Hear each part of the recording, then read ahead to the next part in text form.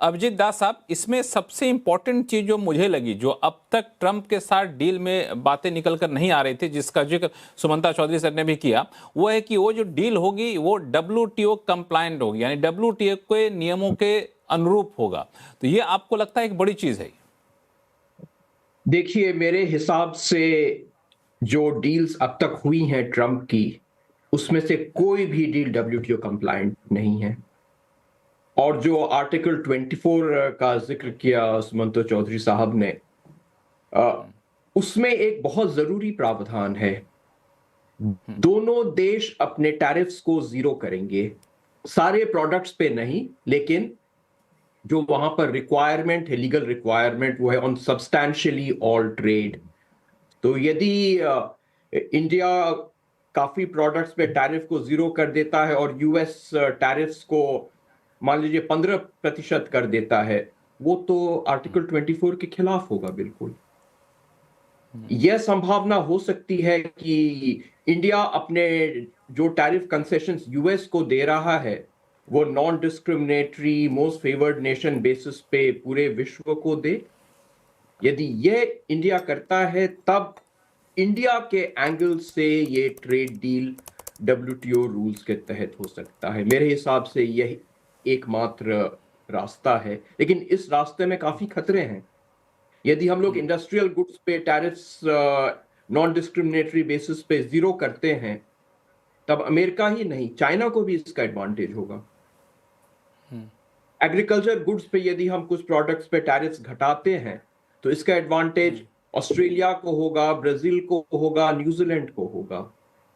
इसलिए यह तो रूल आउट करना चाहिए कि इंडिया अमेरिका को के लिए जो टैरिफ्स लोअर करेगा या हटाएगा, वो पूरे विश्व को देगा। इसलिए मेरे हिसाब से WTO रूल्स के तहत जो भी होगा ट्रेड डील, वो WTO रूल्स के खिलाफ ही जाएगा, अनलेस अमेरिका भी टैरिफ्स को, ये जो अभी 25% है, उसको हटाए, रेसिप्रोकल टैरिफ्स को हटाए और MFN टैरिफ्स जो है उसको भी घटाए, तभी यह आर्टिकल 24 से मेल खाएगा। नहीं तो ये बिल्कुल आर्टिकल 24 के खिलाफ होगा। सुमंता चौधरी साहब, जो अभी अभिजीत दास जी ने कहा, आप इससे कितने सहमत हैं कि WTO कंप्लायंट होना इंडिया के लिए भी चैलेंजिंग होगा, क्योंकि नुकसान इंडिया को भी होगा कई सारे सेक्टर में? देखिए, जैसे अभिजीत ने कहा, ये दो तरीके हैं। एक तो अगर आप, जैसे उन्होंने कहा, MFN बेसिस पे सबके लिए टैरिफ्स कम करें, वो आप कभी भी कर सकते हैं, उसके लिए ट्रेड डील की भी जरूरत नहीं है। आप यूनिलैटरली आपके MFN टैरिफ्स आप कम कर सकते हैं, उसमें कोई डील की भी जरूरत नहीं होती है। ये तो पहली बात है। लेकिन वो जो अभिजीत जी कह रहे हैं, बिकॉज चाइना फैक्टर है, दूसरे फैक्टर है, तो वो शायद संभव। इसीलिए मैंने कहा कि यूएस को ये जो उन्होंने कह रहे हैं कि अभी हमारे पास ये एग्जीक्यूटिव ऑर्डर नहीं है, या एग्जीक्यूटिव जो है अभी हमारे पास ये डिसीजन पावर नहीं है कि हम MFN टैरिफ्स कम करें। ये जो है, ये नेगोशिएटिंग टेबल पे होना पड़ेगा for a WTO compliant deal. तो उस हद तक मैं अभिजीत की बात मैं कह रहा हूं कि ये हमारे ओर से सर्टेनली एक डिमांड होनी चाहिए।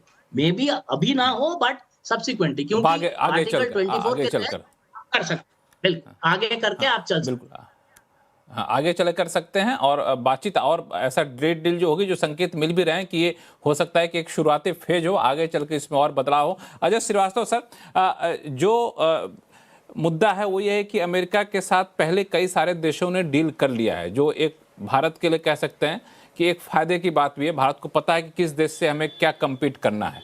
अगर उसके लिहाज से देखें तो भारत के लिए जो कम्पीटिंग कंट्री है जिसके साथ भारत कम्पीट करता है US मार्केट में, अगर उनके ऊपर जो रेट अभी लग रहा है, उस रेट से अगर हम तुलना करें तो भारत को किस रेट पर मिले तो वो डील भारत के लिए सकारात्मक होगा, भारत अपने सामान को US के मार्केट में बेच सकेगा?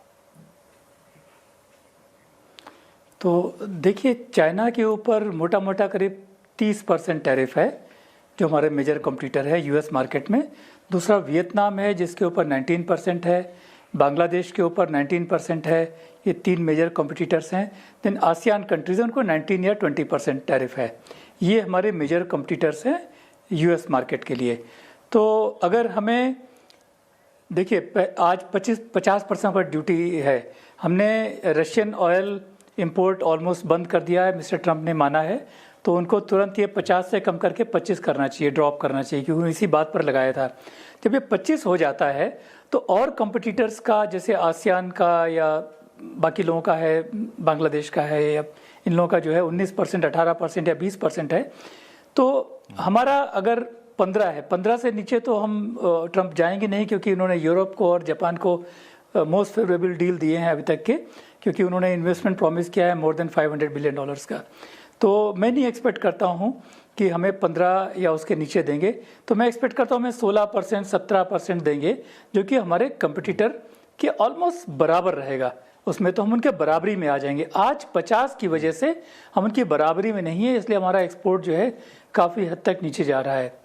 लेकिन मैं चाहता हूँ ये पूरा जो एक्सरसाइज है एक सीक्वेंस में हो। जब हमने ट्रेड डील की बातें शुरू की थी फरवरी में, तो हमारे पर टैरिफ था 25%। फिर 31 जुलाई को उन्होंने रशियन ऑयल की वजह से 25 और बढ़ा के 50 कर दिया। आज जब वो खुद कह रहे हैं रशियन ऑयल इंडिया ने खरीदना ऑलमोस्ट बंद कर दिया है, तो इंडिया को उनसे पब्लिक स्टेटमेंट पर इंडिया को इशू करना चाहिए कि हमने, आप खुद ही कह रहे हैं हमने बंद कर दिया, आपके रिकॉर्ड कह रहे हैं, तो प्लीज़ आप 50 से 25 कहिए। ये करने के लिए ट्रेड डील की ज़रूरत नहीं है। एक बार 25 हो जाएगा तो हमारा ट्रेड डील के बाद में मैक्स बिल्कुल लोवेस्ट जाएगा तो 15 या 16 जाएगा। तो हमको डिसाइड करना है कि वो हमसे मांग रहे हैं, अगर वो रीजनेबल है 10% कम करने के लिए तो हम ट्रेड डील करेंगे। अगर वो बिल्कुल एक्सटॉर्शनिस्ट है, जैसा उन्होंने काफ़ी कंट्री साथ किया है, तो ट्रेड डील कैन वेट। दूसरे 2-3 फैक्टर, जैसे आपने कहा कि सुप्रीम कोर्ट का डिसीजन आना है, 3 लोअर कोर्ट में वो केस हार चुके हैं।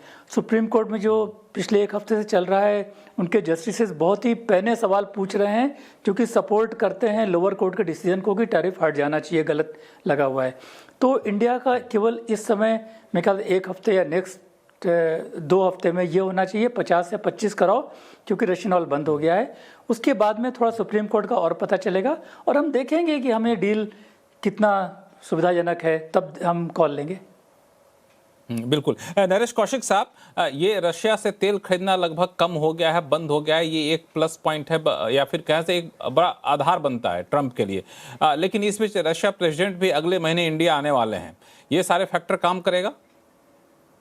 जी करेगा, लेकिन एक चीज हमें नहीं भूलनी चाहिए कि ये भारत के लिए ये ऐलान करना, ये घोषणा करना कि हमने रूस से तेल खरीदना बंद कर दिया, ये थोड़ा सा राजनीतिक दृष्टि से मुश्किल होगा। तो ये बात, और ट्रंप को ये, दरअसल ट्रंप जिस तरह के व्यक्ति हैं उनको ये बताना जरूरी है कि देखो हमने कम करा लिया, अब उनका तेल बंद करवा दिया। तो ये एक ऐसी राजनीतिक पेंच है जिसमें दोनों सरकारों को बहुत ध्यान से बैठ के ये बात करनी होगी। उनको समझना होगा कि भारत में सरकार की ये मजबूरी होगी कि ये सीधे सीधे ये ऐलान ना करें और आंकड़े अपनी भाषा में खुद बता दें, यानी जैसे कहते हैं कि figure should speak for themselves। तो उसके बाद ये निर्णय लें, तो यही हो सकता है। लेकिन रूस के साथ हमारे जो संबंध हैं वो और भी बहुत दृष्टि से महत्वपूर्ण हैं, तो इसलिए वो रूस भी इस चीज को समझेगा कि हमें अमेरिका की मार्केट के लिए वो बहुत जरूरी है कि हम रूस से तेल करीब करीब कम कर दें, लेना बंद तो ना करें, बिल्कुल करीब करीब कम कर दें। इसी तरह से अमेरिका के लिए भी बहुत बड़ी जरूरत है भारत, ये हमें समझना चाहिए। आज ही देखिए भारत के जो नौसेना अध्यक्ष हैं उन्होंने अमेरिका की यात्रा शुरू की है, जिससे ये पता चलता है कि दोनों देशों के जो डिफेंस जो संबंध हैं, जो सामरिक संबंध हैं, वो बहुत महत्वपूर्ण हैं। अभी भी वो जो है दोनों के देशों के बीच में जो सेनाभ्यास भी हो रहे हैं, और आज जो नौसेना की तरफ से जो बयान आया है वो काफी महत्वपूर्ण है। उन्होंने ये कहा है कि हम भारत और अमेरिका इस मामले में कटिबद्ध हैं कि जो ये हमारा क्षेत्र है, भारत जो और चीन वाला जो देश है, भारत एशिया इंडोनेशिया वाला जो देश है, जो वो जो है वो क्षेत्र जो है एक पूरी तरह से स्वतंत्र रहे, यानी उस पर किसी तरह का, यानी freedom of navigation, freedom of expression, ये सारी चीजें जरूरी हैं। तो ये मैं समझता हूं महत्वपूर्ण है कि भारतीय नेवी की तरफ से ये बात कही जा रही है कि हम अमेरिका के साथ मिलकर जो इंडो चाइना रीजन है उसमें हम फ्रीडम ऑफ नेविगेशन की बात कर रहे हैं। तो इससे ये पता चलता है कि दोनों देश अपनी जो एक दूसरे के प्रति जो निर्भरता है उसको भी समझते हैं, और इस दृष्टि से मैं समझता हूं पुतिन यहां आएंगे लेकिन वो भी समझेंगे कि हमें दरअसल अमेरिका की भी उतनी जरूरत है जितनी रूस की है। तो मुझे लगता है कि वो कोई एक दूसरे को काउंटर के तौर पर नहीं लेगा, हर कोई अपनी ज़रूरतें के हिसाब से लेगा। और बिल्कुल आपने सही कहा, दरअसल इंटरनेशनल पॉलिटिक्स में ही होता है, ये कोई किसी का हमेशा के लिए दोस्त नहीं होता, हमेशा के लिए दुश्मन नहीं होता। जिसकी जब ज़रूरत पड़ती है वो उसका दोस्त बन जाता है, जब मजबूरी होती है तो उसका दुश्मन बन जाता है।